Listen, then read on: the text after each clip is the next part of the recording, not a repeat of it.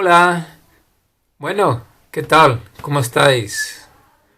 Espero que está todo el mundo sano y salvo, que nadie haya contraído el dichoso virus. Y bueno, esto es un experimento social, así que bueno, espero que todo el mundo sobreviva a esto. Y bueno, algo bueno va a salir de esto, estoy seguro de ello. Bueno, pues nada, que welcome to this first online class. What I'm going to try to do today is I'm going to try to link what we were looking at in our previous classes, because up until now what we've been looking at has been on more based on the UK, and we were looking at different kinds of identities, diasporic identities, hybrid identities, and this was more focused on if it was more focused on contemporary post World War II identities. So today, what I'm going to try and do is trying to make a bridge between, if you like, the first section of our course and the second section, which is focused primarily on the African American experience. And what I'm going to try to do is show how the two are somehow linked together, and how the kind of theoretical framework that we were looking at in the first part is somehow going to help us consider certain aspects of what we're going to look at now. And also, I think it's very important to understand that the African American experience is an actual fact, a precursor of what we've been seeing in our first part of the class. And if you remember, particularly, I don't know if you remember, but when we were looking at Paul Gilroy, right, and we were looking at the Black Atlantic, and we were looking at, if I don't know if you actually remember the map itself, where the Atlantic was this kind of like black entity, and it kind of defamiliarized the actual how we look at the world map. We saw, on the one hand, we saw the African seaboard, we saw then the Americas, and in between, this kind of no man's land, if you like, this kind of third space, which represents the what was known as the Middle Passage. And the Middle Passage was all about that both physical journey that the African Americans, well, that Africans took to America, but also the Middle Passage is also got to do with the idea of having left Africa. Even though you physically arrive in the Americas, emotionally you're still attached to this land which you no longer can see, but you haven't kind of emotionally arrived. And also the fact that you're the place that you are now a part of doesn't recognize you as a citizen. You obviously, that's got to do with the whole history of slavery, both in North America, in the Caribbean, in all the parts of the Atlantic seaboard, in looking at Brazil, etc. So that's, if you like, that's the backstory to the African American experience today, and we can't really understand what's happening in America today if we don't engage somehow with that experience. Okay, so the first half of today's kind of my little video here is what I'm going to do is I'm just going to give you a short kind of selection of what I consider to be the most outstanding moments of the recent African American history, and this will help us afterwards to, well, first of all, when we're hopefully will be able to watch I Am Not Your Negro, okay, which is roughly based on the life of James Baldwin, the very famous African American writer and poet. And afterwards, when we're doing our second seminar, which will be on Between the World and Me by Ta-Nehisi Coates, all these things will help you to understand it, especially when you're reading Ta-Nehisi Coates. Hopefully by then you'll have a kind of a broader understanding of all the complexities that Ta-Nehisi Coates talks about when he's talking about African American identity, when he's talking about all the ambiguities, when he's talking about the institutional racism that still exists in the United States, where that's coming from. Also the whole question of black pride, the configuration of African American identity, where that's coming from. So all those things hopefully will help you kind of enhance your reading. What we're going to do now is, if you like, I'm just going to talk you through our first PowerPoint, which is on the Harlem Renaissance. Okay, and basically the Harlem Renaissance, it's a 20th century phenomenon. It starts approximately around the turn of the century. So it's obviously it's an urban phenomenon. It's happening in, well, the Harlem Renaissance obviously is happening in the African American neighborhood of Harlem in New York. Also, it's a phenomenon that's happening also in other bigger cities in Northern America, because you have to remember, and I'll be talking about it a little bit later in the presentation. But obviously, one of the big historic moments for me, the most significant moment in the history of America is what was known as the 13th Amendment. And the 13th Amendment is the abolishing of slavery, and that is in 1865. But what happens is, because the majority of African Americans, the Africans that were brought over from Africa, they were in their majority concentrated in the southern states. And why was that? Well, basically because those southern states were where all the sugar cane plantations were, the cotton plantations, and this is where, so the experience of African Americans in the northern parts of the United States is very much a phenomenon that occurs after the 1865. And why is this? Well, because pretty much straight after the 13th Amendment, what we find is that, okay, you have the abolishing of slavery, but as we saw in White Sargasso Sea by Jeannie Rice, one thing is the abolishing of slavery, and another thing is like the true liberation of African slaves. So in the case of the United States, in the southern states of the United States, very quickly you have the installing of a racially segregated society, and that was known as Jim Crow.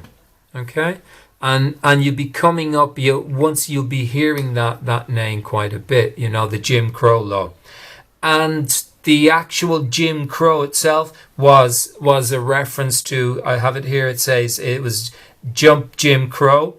And Jump Jim Crow was this. It was like a parody of the kind of archetypal black African slave, African American slave, by a guy called Thomas D. Rice. So and it was done in blackface. So basically, it was like, I don't know if you've ever seen, they're called the black minstrels, where white people would actually blacken their faces, and they would kind of do parodies of African Americans.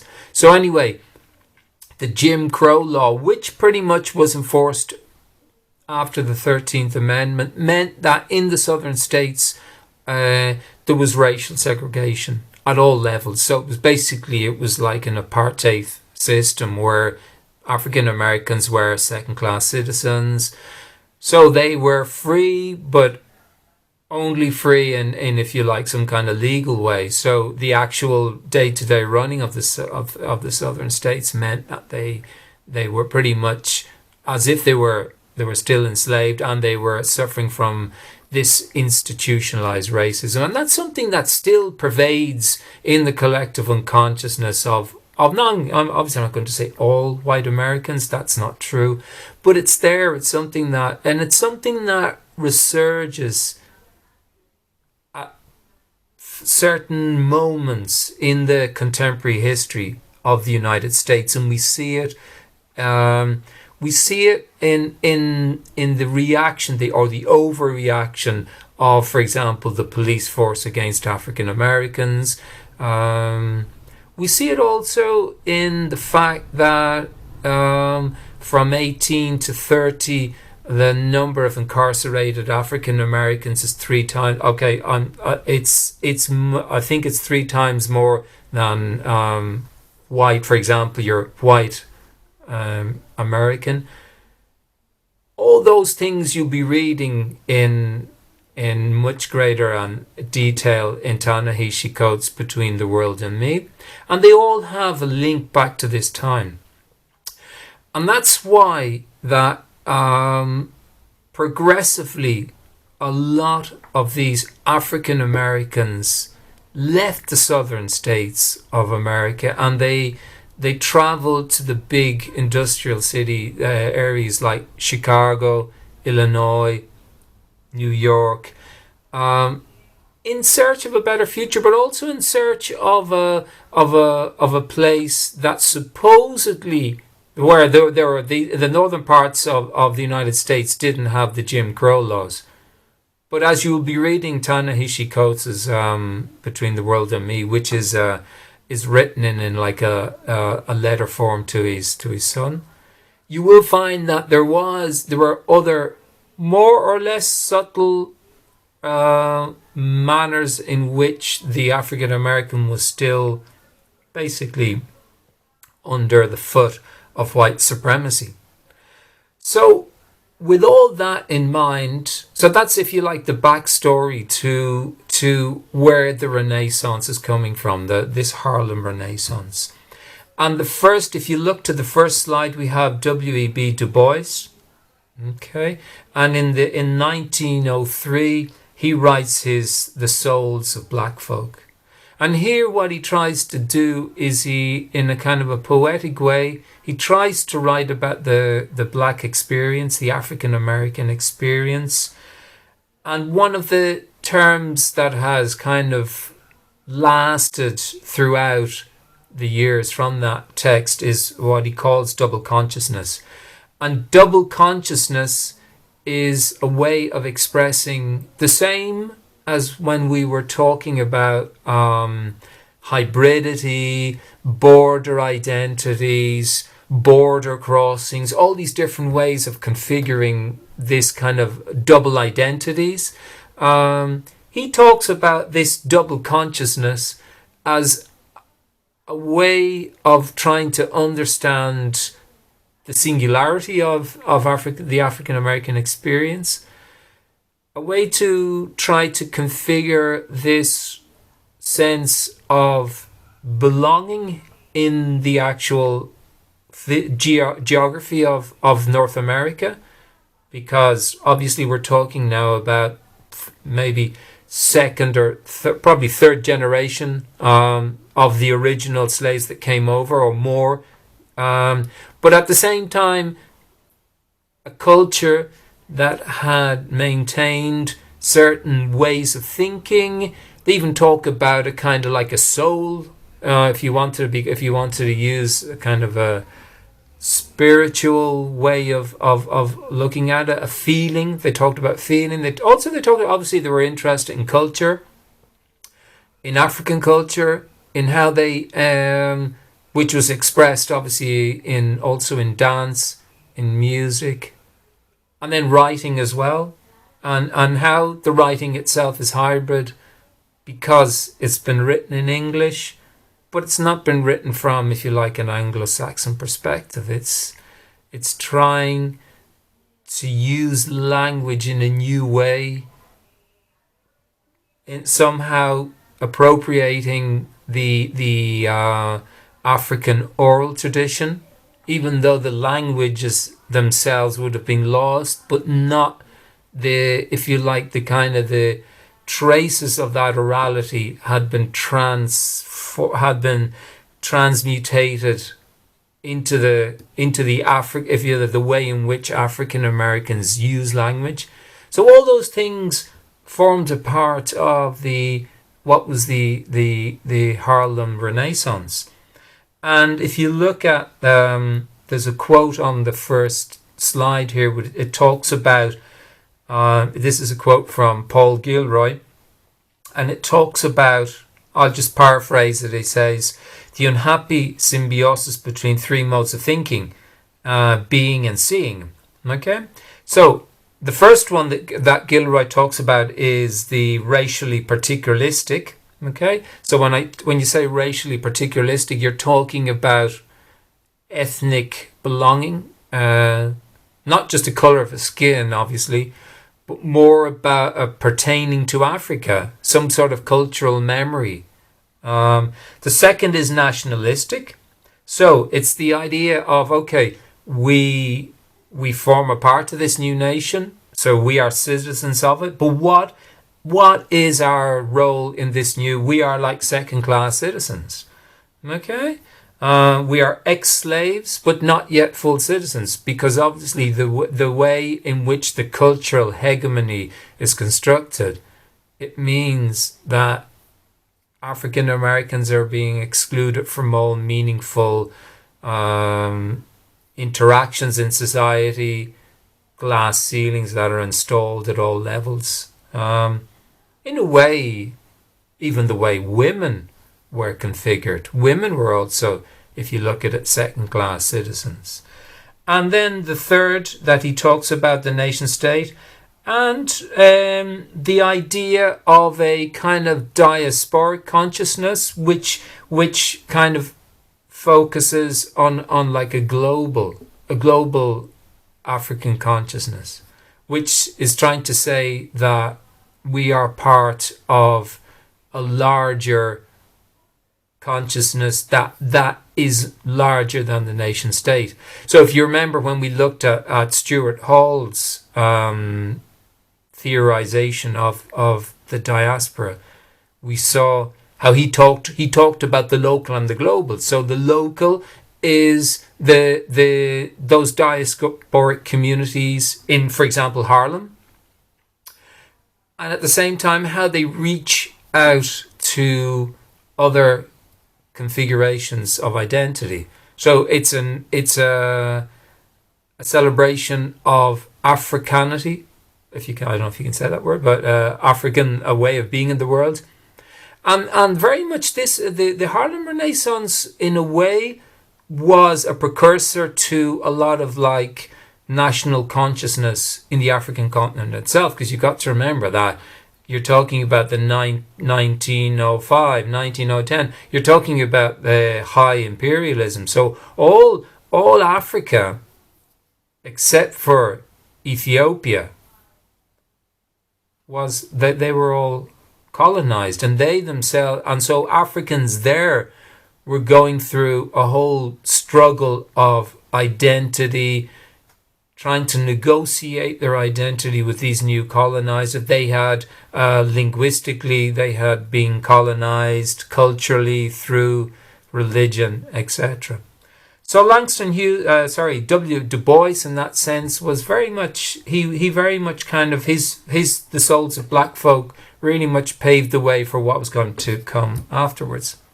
So I'm going to move on to the second. Okay, so I think as you can see, my second slide talks about the Harlem Renaissance. Okay, so this idea of racial pride. Okay, now you will hear afterwards in a lot of 1960s and 1970s, there was one kind of big slogan which was "Black is beautiful." So it was this idea, because obviously if